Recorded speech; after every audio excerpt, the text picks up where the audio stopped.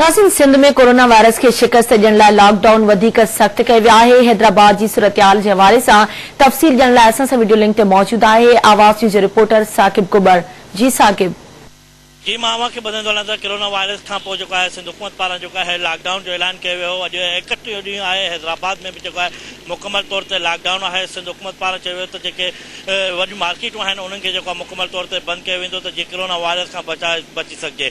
इन खां अलावा मां तव्हांखे ॿुधाईंदो हलां त हिन वक़्तु बि हैदराबाद में अॼु 31 ॾिहाड़ो आहे। मुख़्तलिफ़ इलाइक़े में जेका वॾा कारोबारी जेके मर्कज़ आहिनि उहे मुकमल तौर ते बंदि आहिनि ऐं जेके इलेक्ट्रॉनिक मार्केट आहे या कपिड़े जी मार्केट्स आहिनि उहे मुकमल तौर ते बंदि आहिनि। जॾहिं त सिंध हुकूमत पारां जिन ताजिरनि खे सिर्फ़ु इजाज़त ॾिनी हुई कारोबार खोलण जी, उहे हिकु कारोबार जेको आहे अॼु हैदराबाद में खुलियल आहे ऐं उन्हनि खे इहे बि हिदायतूं ॾिनियूं हुयूं त उहे SOP जेके ॾिनल आहिनि कोरोना वायरस खां बचाव जे लाइ त उन्हनि ते जेको आहे अमल दरामद कराईंदा। इन खां अलावा तव्हांखे ॿुधाए त हैदराबाद जे हवाले सां त मुख़्तलिफ़ इलाइक़नि में जेको आहे पुलिस ऐं रेंजर्स जे तरफ़ां जेको आहे सिक्योरिटी बि सख़्तु आहे ऐं सख़्तु चेकिंग बि शहरनि जी कई पई वञे।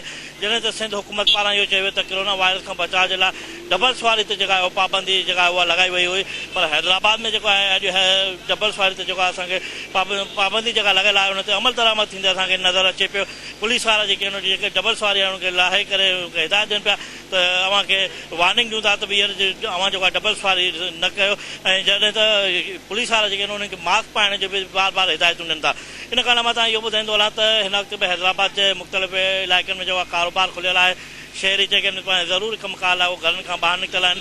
रमज़ान शरीफ़ कुझु ॾींहंनि में अचण वारो आहे ऐं शहरियुनि जो चवणु आहे त असां पंहिंजे रमज़ान शरीफ़ जी जेको आहे उहो राशन ऐं ॿियूं शयूं जेके ज़रूरतमंद जी शयूं आहिनि उहे असां ख़रीद कयूं था, जंहिंजे करे असां पंहिंजे घरनि खां ॿाहिरि निकिता आहियूं।